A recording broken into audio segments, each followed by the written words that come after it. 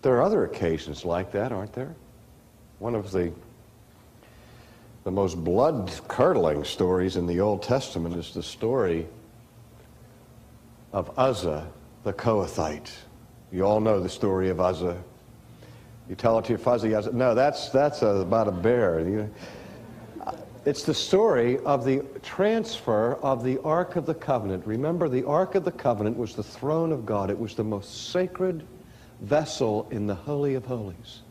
And it had fallen into the hands of the Philistines, and then through a series of amazing incidences, it had been returned to the Jewish people and kept in safekeeping for a while until it was the appropriate time had come to pass for the Ark of the Covenant to be restored to its place in the sanctuary.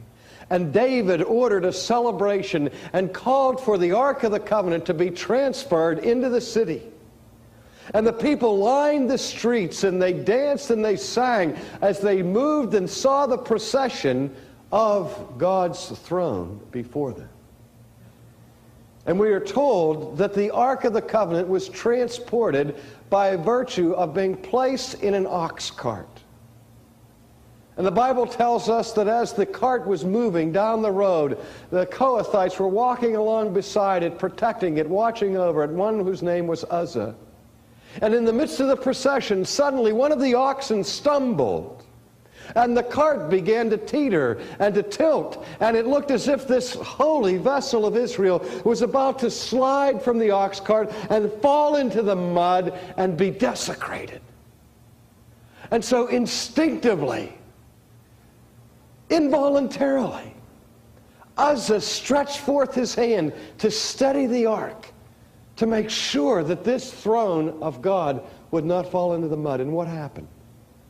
The heavens opened, and a voice came down saying, "Thank you, Uzzah."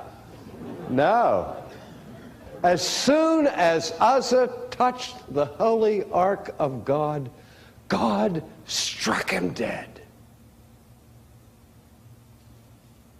I remember reading a Sunday school curriculum in one of the denominations I used to work with.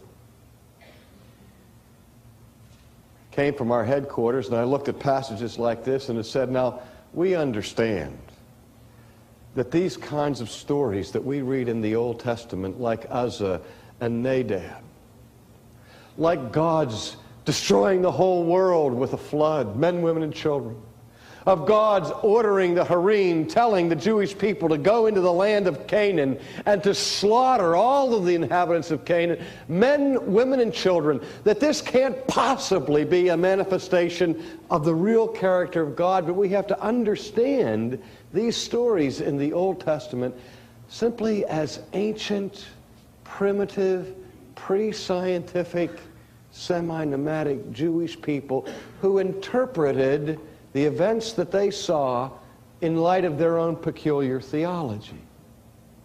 Probably what happened was that Uzzah had a heart attack, and he died, and the Jewish writer attributed the cause of his death to an unmerciful expression of this vicious wrath of God. In other words, it was unthinkable to the authors of this curriculum that God himself could actually have anything to do with the death of Uzzah.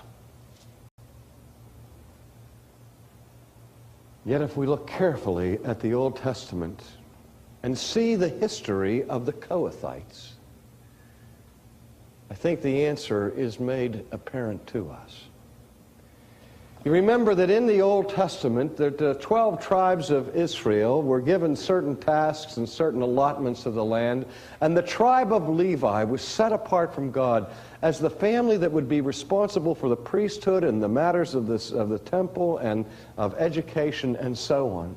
And Levi was the tribe, and within that tribe of Levi there were certain other major families, and each family was given a particular task. Now Kohath was one of the sons of Levi. And the family of Kohath were separated by God for a specific task. Their job, their whole reason for being, their life's vocation was to take care of the sacred vessels. And they were trained and disciplined from children with all of the prescriptions and the meticulous details of the law of God about how these sacred objects and vessels were to be treated. And the one absolute non-negotiable principle that every Kohathite had drummed into him from the time he was a child was this: never, never, never, never, never, ever touch the throne of God. And God said, if you touch it, you die.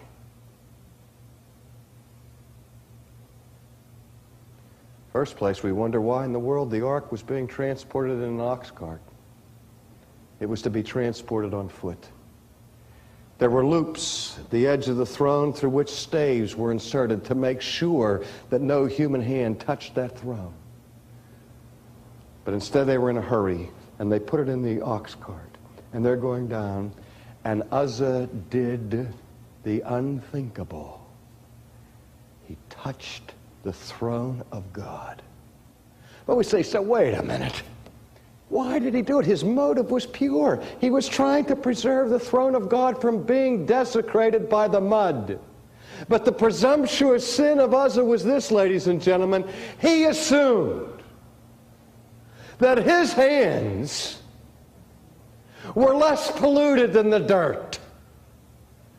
There was nothing about the earth that would desecrate the throne of God. The earth was lying there on the ground doing what God has called earth to do, being dirt, turning to dust when it's dry and turning to mud when it's mixed with water. It obeys the laws of God day in and day out, doing exactly what dirt is supposed to do.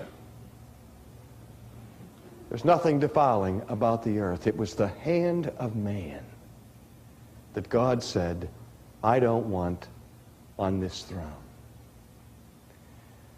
In a word, Uzzah broke the law of God, and God killed him.